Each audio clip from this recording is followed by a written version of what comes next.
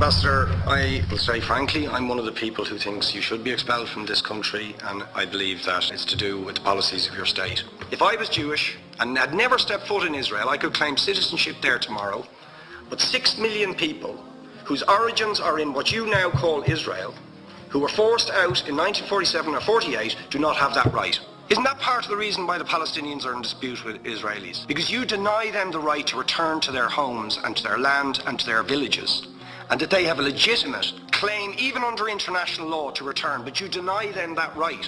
Why do you deny them that right? And why do you give that right to other people who have no connection whatsoever with the land, whether you call it Israel or whether you call it Palestine? Why do you continue to seize land, if you're serious about Oslo and the two-state solution, which under that agreement is land designated to be Palestinian land? 500,000 people, most of which has taken place since Oslo. You allow that to happen. Why do you allow it to happen? If you're serious about giving this land to the Palestinians, it's absolutely extraordinary. Are you not just taking us, Ambassador, for idiots? That you can say with a straight face, we're serious about peace, but while we're serious about peace, we're going to seize Palestinian land. And you expect the Palestinians to just sit back and do nothing about that. Now you know what the Palestinian people have been asking for. Far less even than some people would ask for. Because I believe the whole apartheid system should be dismantled. But what they've asked for is to lift the siege of Gaza. Just to lift the siege of Gaza. Let them have an airport. Let them have ports. Let them not be dictated to by a government for whom they do not vote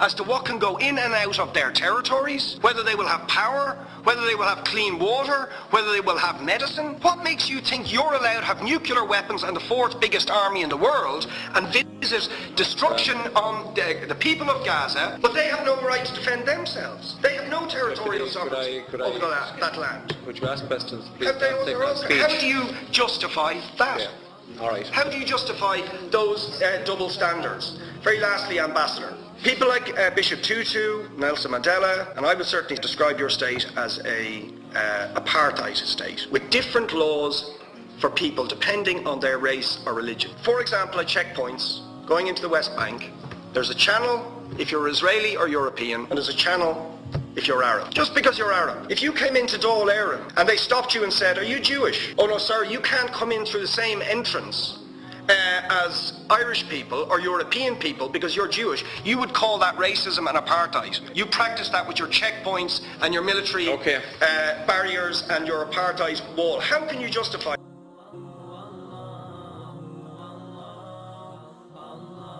Supporting Palestine, why? We are supporting Palestine for the same reason as everyone is supporting Palestine. We believe that the only way of peace in the Middle East will be by free Palestine, not two-state solution, one state of free Palestine. This is accepted by thousands of Jewish people around the world with the same idea. It's just the Zionists are blocking the media to give out the message. But the truth is that not all Jews are Zionists. In fact, there's thousands of Jews around the world who completely have no connection with the state of Israel and waiting and praying 3 times a day for a peaceful dismantlement of the state of Israel.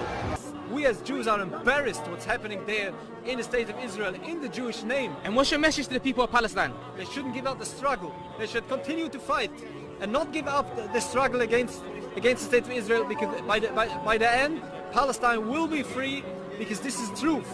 And the truth, which are free Palestine, will